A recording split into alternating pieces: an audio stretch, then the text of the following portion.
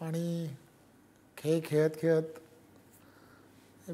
भारतीय जनता पार्टीच्या कामामध्ये सुरुवात केली आणि तेव्हापासून आजपर्यंत ज्या पद्धतीने पार्टीच्या विचारधारेबरोबर काम करत गेलो आणि पार्टीच्या सर्व नेतृत्वाने संधी देत गेले आणि त्यामुळे आज या पदापर्यंत मी पोचलो आहे. खरं तर सर्व आदरणीय देशाचे पंतप्रधान नरेंद्र मोदीजी, आदरणीय राष्ट्रीय अध्यक्ष नड्डाजी, अमितजी, देवेंद्रजी आणि बावनकुळेजी आणि सर्व राष्ट्रीय नेतृत्व आणि प्रदेशातील नेतृत्व यांच्या सर्वांच्या सहकार्यामुळेच या पदापर्यंत पोहोचलो.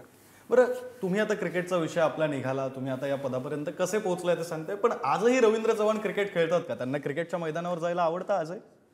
खरं तर आता क्रिकेट तर खेळत नाही, परंतु क्रिकेट खेळणारी